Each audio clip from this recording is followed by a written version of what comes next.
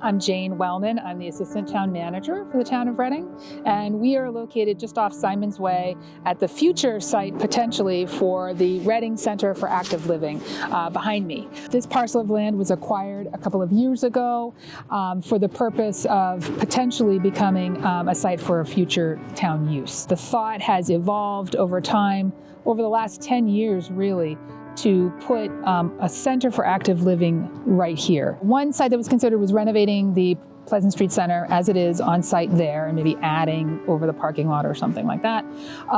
Another site was an Oakland Road site near the high school, and then this particular site.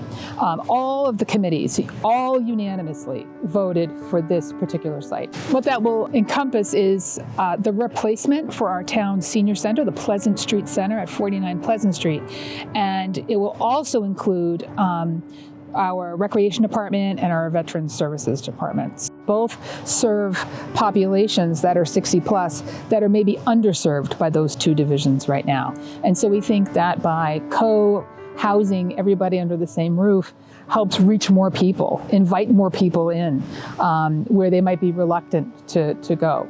We think that the design is right-sized for Reading, understanding that over the last 10 years, we've done a tremendous amount of research into our population, the demographics, and what the need is. 28% of our population in Reading right now are seniors 60 plus.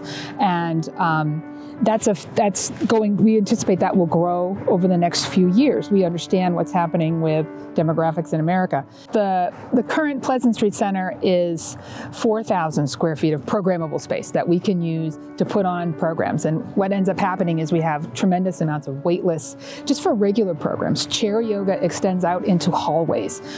We do intergenerational programming, and that has wait lists, so we have to move those programs to other facilities. The ReCAL, if it's passed, will bring in about 24,000 square feet of programmable space. So that just gives us so much more space to be able to put on all those same programs and add a lot more programming, but also to address the needs of folks that are not currently serviced by our existing Pleasant Street Center. The first floor is Elder and Human Services Department. That's our staff that you see every day at the Pleasant Street Center right now. And it'll also include a cafe and a lounge. So these are socialization spaces that can be turned over into programming, little talks, relaxation. Other rooms include a game room for all the different card games that they play, Mahjong, all of that. That also looks out onto the conservation area and a patio, an outdoor space. So you can go in and out, and it's away from the main entrance, so it's a little bit quieter. It offers a really nice space. It also includes an arts and crafts room, an exercise room with some equipment, a fitness room for classes. We have a billiards room planned on the second floor, and our research tells us that's a really popular space for men in our community to go and congregate. And that also leads to an outside roof deck, that little area right there. So it's another nice outdoor space, connection to nature that's really important in the design. The gym will have 60 plus programming in it, daytime and evenings, but the evening programs we anticipate will be more adult oriented. So it might be, 40s and 50s who want to come in after work and go to a yoga class, right? Or want to do an arts and crafts class. There may be an Excel class that's offered, recreation, adult education, and youth and adult services we offer year-round already. So we can use some of this space to host those activities.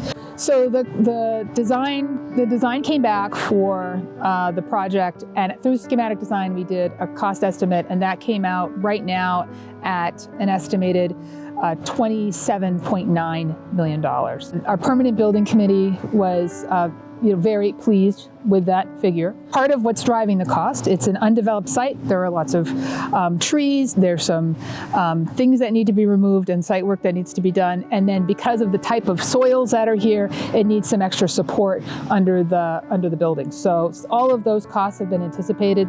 Active living is a newer way of thinking about aging. And it's not just a senior center, it's more than that. And it's for a broader group, but it really is just a better way of thinking about how do we age today.